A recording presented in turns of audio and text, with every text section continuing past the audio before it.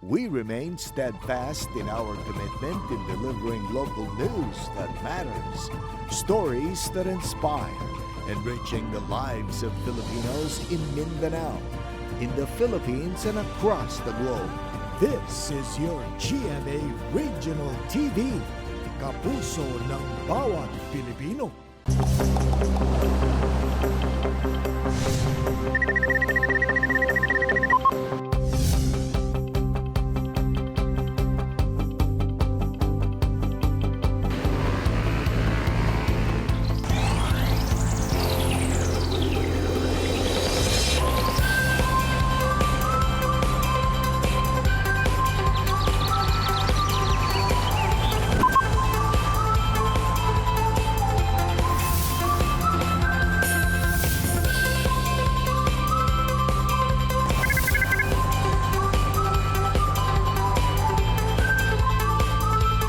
Kini ang At Home with GMA Regional TV. It's a great Tuesday morning mga kapuso all over Mindanao. Labi na sa ito mga kapuso sa Bayugan City ug San Francisco sa Agusan del Sur Province sa Mayong Buntag. Mayong buntag sab jail ug mayong buntag sab labi na sa mga taga Marawi City ug Malabang sa Lanao del Sur Province. Mga kapuso karong buntaga atong sayro ng istorya sa usa ka magbanay sa Cagayan de Oro City nga pulos mga theater actors. Makauban nato ang inahan nga si Cecil Mambuay ug ang anak nga si Norfaiz Mambuay. Samtang saya ato sabsayron ang istorya sa transgender beauty queen nga si Gretchen Marie Alngog kung paunsa niya na-handle ang iyang mga challenges sa kinabuhi ug kung paunsa sab nakatabang ang iyang nahimong desisyon aron mas mapa-improve pa niya ang iyang kaugalingon. Samtang makauban at Senior Resident sa Besto ang Davao-based band nga pulos magsuon lang sab ang mga miyembro. Wow, it runs in the blood yun, no? At ang iunya taon-taon mga kapuso ang The Curve. Apan una ka na mga kapuso, nasayod ba mo kung unsa nga lugar sa Mindanao ang gila isip bottled sardines capital of the Philippines o gateway to Western Mindanao? Ang Dipolog City sa Zamboanga del Norte Province ang gila isip sardines capital kay usa kini sa adunay dakong produksyon sa Spanish-style sardines sa tibuok Pilipinas. Gitawag sab kining gateway to Western Mindanao kay gawas sa capital kini sa Zamboanga del Norte. Perfect sab ang lugar nga tourist destination alang sa mga boat mo bisita sa Zamboanga.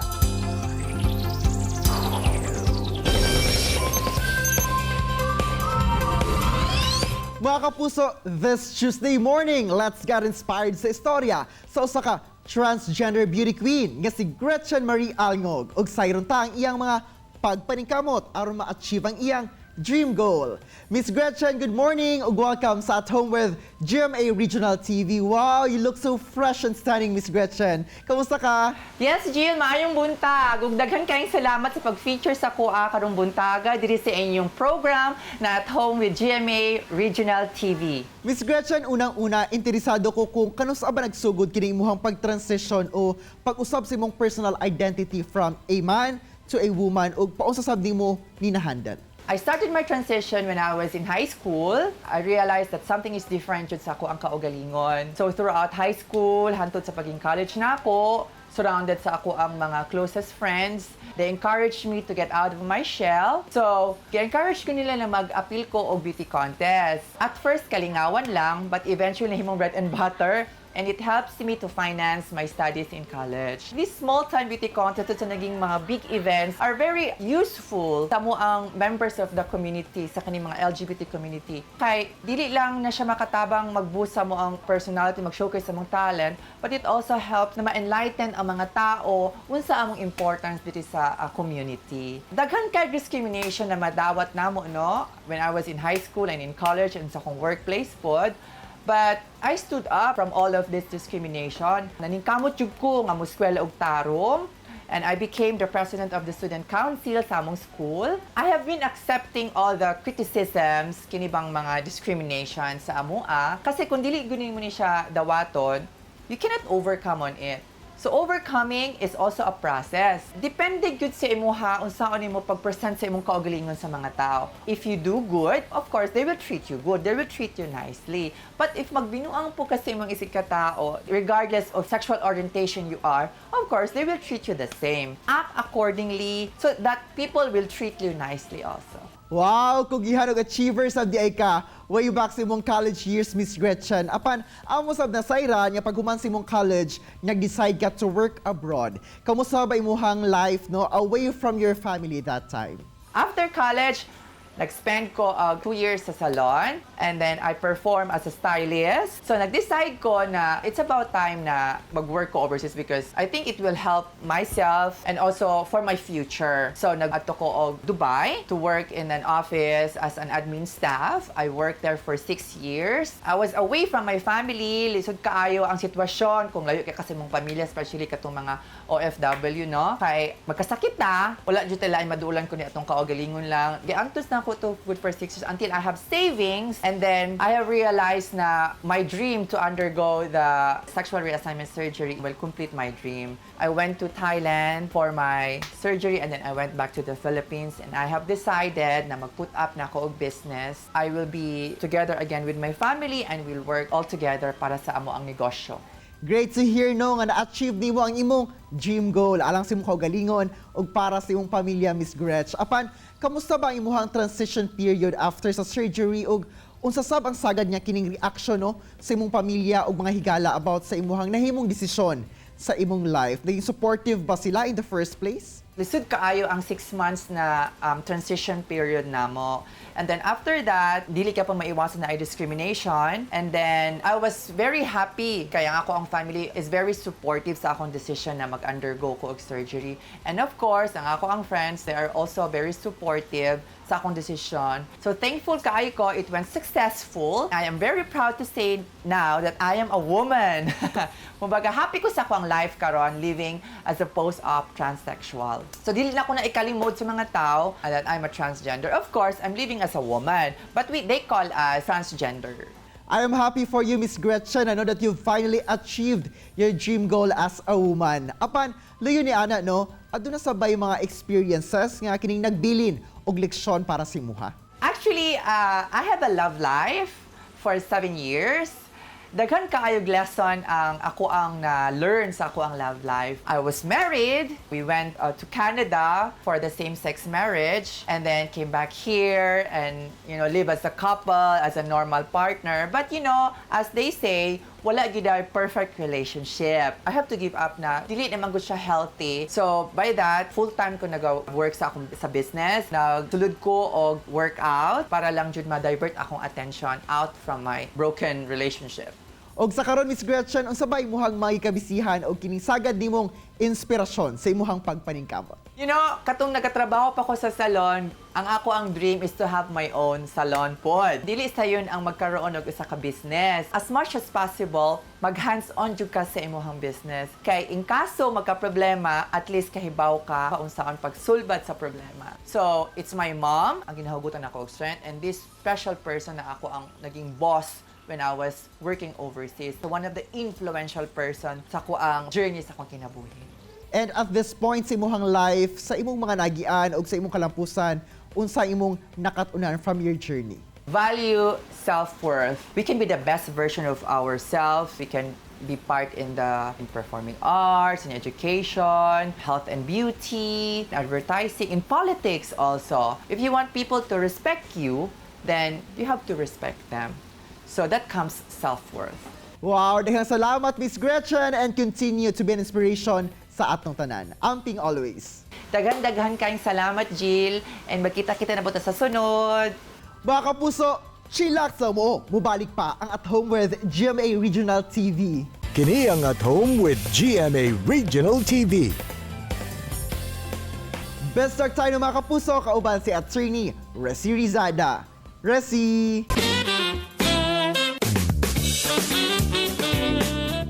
Daghang salamat, Argel! May butag mga kapuso, welcome to Bista Kadabuntaga ato ang makauban sa ka-local band from Davao City. Walilain pa kundi ang The Curve. May butag The Curve, ug welcome dito sa At Home with GMA Regional TV. Kamusta kayo? Hello, attorney. Okay lang. Okay lang. Okay kayo. Okay, mas all right.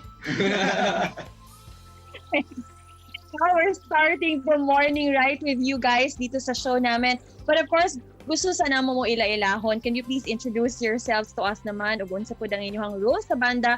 Siguro kay tuluman mo sugda nato sa eldest sa inyo ha. Sige. I am Jomar Kyle. I am the lead vocalist sa bandang The Curve o ako pod ang gitarista. So hi, ako day si Joffred Carl, drummer sa banda o nag-sulat po sa akin. Ako si youngest, as Carlos, bassist. Alright. Shoutout na mo ang fourth member na si Zeus Bordios, friend na mo. So siya among isa sa gitarista sa among banda.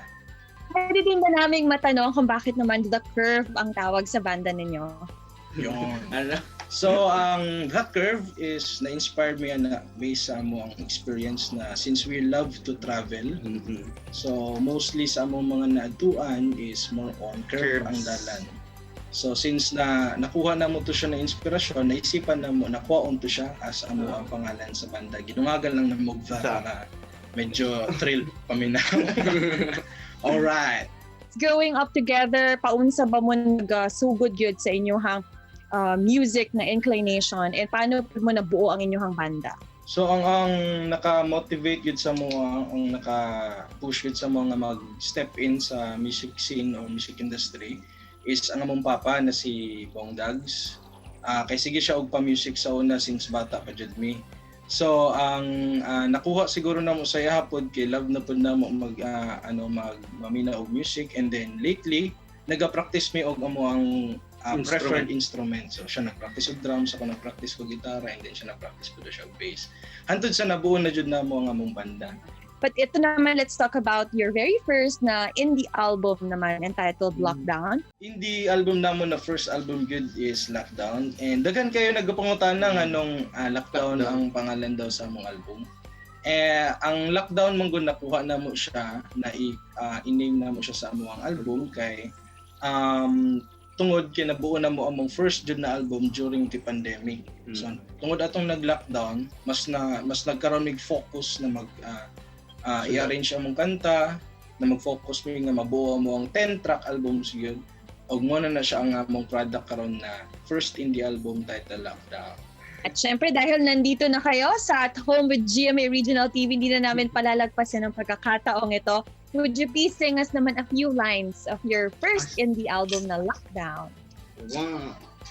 Dito ka lang sa isip ko, dito ka lang sa puso ko, dito ka lang, huwag ka nang lumisan, kahit sa panaginip lang, panaginip lang. Alright! Ayun, thank you very much. And I'm sure looking forward sila na mas maila-ila pa mo, asa ba mo nila ma-follow sa inyong mga social media accounts? Yes, so ginaimbitahan na mo tanan na viewers karon na mag-visit and also like and follow our official Facebook page at Official Curve, and follow us on Instagram also at thecurve.ph, and also napod may YouTube channel na pwede niyong i-visit and pwede po mo mag-subscribe, The Curve PH. So sa mga online na gigs o mga events, so stay tuned lang mo sa among official Facebook page kay dito may mag-post of updates. Yan. Yes. Dagan kayong salamat, The Curve, for joining us dito sa At Home with GMA Regional TV. Thank you so much, attorney. Thank you. And that was The Curve, mga kapuso. Tutok lang kay mubalik pa ang At Home with GMA Regional TV. Kini ang At Home with GMA Regional TV.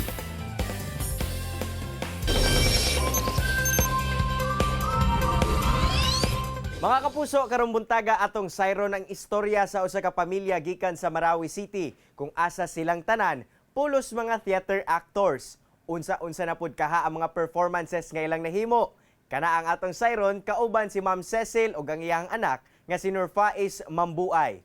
Ma'am Cecil ug Nurfaiz, mayong buntag kaninyo og dayon sa At Home with GMA Regional TV. Kamusta mo karon? Assalamualaikum warahmatullahi taala wabarakatuh. Good morning, maayong buntag sa tanan natong mga kapuso karon. Thank you for inviting us here in your program at home. Mayong buntag po sa tanan.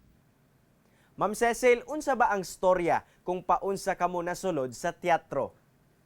In 1974, when I was still a first-year college student at Mindanao State University, I joined the MSU Sining Cambayoca. Kasi nag-invite sila og mga kanang possible actors sa ilaha nga play, no? So I joined, and then in 1976 ang ako na pong husband nag-join. Siguro nakita ko niya no nga gwapa kaayo, mootong niadto pud siya, ni uban pud siya. Joke lang to. Nag-asawa mi, nagkaroon mi og anak, and then kato among anak na 5 years old, there was a performance dito sa Butuan City. So nag-join tong akong anak nga middle, si Nor Habib. So naka-perform siya with the Sining Cambayoca. And then sa 2002, ang akong anak na pud nga babae, no, nag-join siya sa Sining Cambayoca together with her to-be husband, no. Dili pa to sila uyab kaniadto. And then sa 2013, kadto na pong akong kinamanghuran nga anak ang nag-join. Kini si Norfais, dinha na gyud siya sa Cambayoca from beginning to nakagraduate siya. So siya tong full-fledged nga Cambayoca. Ako karon member gihapon ko sa Sining Cambayoca, pero dito na ko sa murag advisor na lang ko nila, no. Usa ko dito sa taga Dumala sa Cambayoca karon. Ma'am, unsa pud ba ang anaa sa teatro nganong nahilig kamo niini? Kaniadto manggong unang panahon, wala pa manggod ning mga kuano, kining mga technology. Ang atong makita lang gyud mga theater groups, dance groups. So, nagkaroon mi og hilig niini because we go outside of the campus to perform. We have performed in the best theaters and to the worst. Kasi usahay dito mi sa cockpit arena, usahay dito mi sa merkado. We find fulfillment in going to these places. Maayo ang feeling when you give your audience happiness by watching you perform. Sir Norfais, sa imuhang tanaw, sir, imuhang ginikanan ba ang naka-impluwensya gayud nimo nga mahimo sab nga theater actor? Sila dyan siguro ang naka-influence sa amo. Ginauban mi nila itong mga bata pa mi. Gadto mi sa theater, uban sila, ginapatanaw mi. In a way siguro na inspire siguro ming tanan na mo. Appeal siguro mi ani in a certain time sa among life. Sir, makonsidera pud ba nimo nga nahimo ng bonding moment sa inyong pamilya ang pagteatro? Usay man ko uban ako sila kadtong international tour namo, uban ako si mama, kadtong sa Cotabato dadto pud mi nagkita sa akong igsoon usahay. Sa among mga tours dad magkita mi sa lain-laing lugar, usay uban namo sila sa tour. Ma'am Cecil, unsa pud ba kasagara ang tema o mga mensahe sa inyong mga performances? Ang amo ang gibasihan sa among mga plays, mga folktales, mga legends, mga epic. So dinha among giusahay, stylize namo, among gidugangan og mga social commentaries, no, para naman katong mga tao karon makarelate sa amo ang play. Ma'am, sa mga ubay-ubay na performances nga imong nahimo all through the years, unsa ba nga performance ang maingon nimo nga memorable alang kanimo? Isa sa pinaka-memorable was the time nga nag-perform mi dito sa Fort Santiago. First time ang gusto namo nag-adto og Manila. So kami nga mga taga-probinsya natungtong og Manila, and we were so mura bitaw na culture shock mi nga hala mao ni ang amo ang adtuan, pagkagwapo, gikulbaan kaayo mi ato. And then when it was already my time to perform, one line lang yun ang ako ato nga isulti, no. Kini sila mga big time, tapos they appreciated my performance, no. So murag makaiyak ka, hala giganahan sila sa ako performance. So mura to nakapaingganyo sa ako to make it better, no. Ma'am Cecil ug Sir Norfais, unsa ba inyong mensahe ug tambag ngadto sa tuwa ka puso labi na katong buot sa busulod sa industriya sa teatro? Kinahanglan medyo serious sila sa ilahang tinguha. Kinahanglan love gyud nimo ang theater. You like to perform. So kadtong mga parents nga ang ilang anak na inclination to theater, let them, no? Kasi ang theater makapahatag sa atong mga anak og confidence sa ilaha nga kaugalingon. Na kung masulti sa ganahan mo sulod or na interest mo sulod, siguro try sa ninyo tanaw sa mga theater plays, tapos dayon i-feel ninyo kung ganahan ba mo musulod sa anang grupo. Daghang salamat Ma'am Cecil ug Sir Norfais Mambuay sa inyong oras nga gihatag sa Atomo GMA Regional TV ug amping kanunay. Say wala na himong babag ang nadawat nga nagkadaiyang klase sa diskriminasyon ug mga suliran sa kinabuhi nga nahimong magmalampuson si Miss Gretchen Marie Alngog aron i-achieve ang iyang dream goal nga mahimong babae. Samtang Jill, gikan sa inahan nga si Cecil Mambuay, hangtod sa ilahang mga anak, lakip si Norfais Mambuay, ilang napasa ang paghigugma sa teatro. Gani, nahimo na sab kuno nilang bonding moment isip pamilya ang pag-perform ug paghatag og mensahe sa publiko pinaagi sa pag-arte. Samtang say dakong impluwensya sa magsuong sila Jomar, Jofred ug Jose Marie ang ilang amahan aron ma-engage sila sa music nga nahimong tulay sa ilang pagbuusab og banda. Ug mga kapuso, atong suportahan ang latest indie album nga Lockdown.